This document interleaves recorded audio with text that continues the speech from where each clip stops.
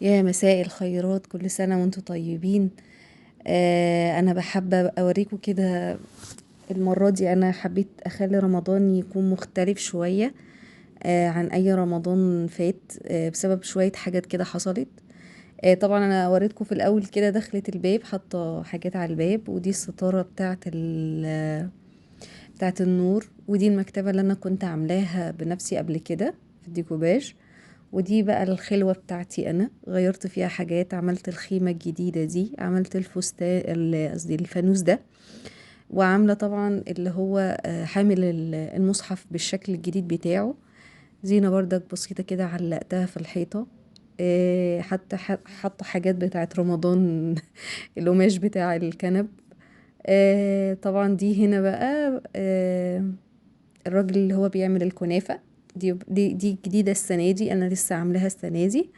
ودي اللي هي من السنة اللي فاتت، اللي هي عربية الفول. شوية تغييرات بسيطة من ركنة مثلا اتنت الكرتونة اللي فوق دي. نخش بقى على المطبخ. مطبخي ده اللي كان موجود، وكنت حاسة بكآبة شوية، فقلت لازم أغير فيه حاجات. جبت اللي هو الفوم اللي انتوا شايفينه ده. ده فوم بيتباع عند الموان، مش سيراميك ولا أي حاجة، ده فوم طري. بيتلزق عادي، بيتلزق على الحيطة عادي. آه وهنا كان بردك الضرفة دي كانت عندي اتكسرت، وانا يعني ظبطتها وروقتها. غيرت طبعا حاجات، لو شفتوا الجزء الاولاني اللي وريتكم الجزء الاولاني، غيرت حاجات. لونت طقم التوزيع، ولونت اللي هو طقم التوابل ده كمان. جبت مجين كده بسيط، علقتهم. الحاجات دي اصلا كانت عندي، يعني ما كلفنيش اي حاجة. كل الحاجة دي اصلا كانت عندي. ما فيش حاجة جديدة انا جبتها، هي بس الفوم ده اللي انا عملته. وده طقم التوزيع اللي لونته. ده نور كان موجود عندي من قبل كده، اللي هو اللون الازرق ده، انا بخليه بقى كده اللي هو الاضاءة بتاعت رمضان.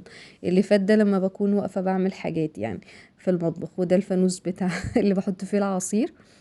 بس فانا ركبت واحد ابيض، وواحد تحتيه اللي هو الازرق القديم ده.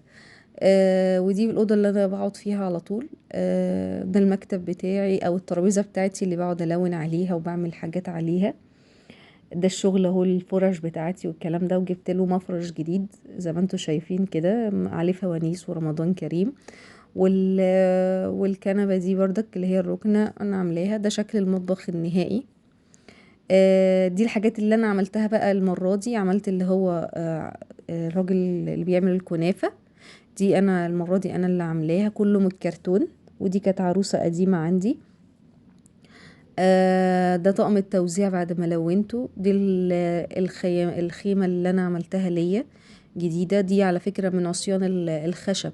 مش حاجة، مش غالية خالص. هي كانت مكسرة وكانت عند والدتي، خدتها وانا عملت كده. وجبت القماش الستاير ده، او ده فستان بتاع فرح او حاجه زي كده. كان الناس بتبيع في حتت من القماش برخيص قوي. عملت الصينيه زي ما انتوا شفتوا كده. وعملت الفانوس ده بردك من الكرتون.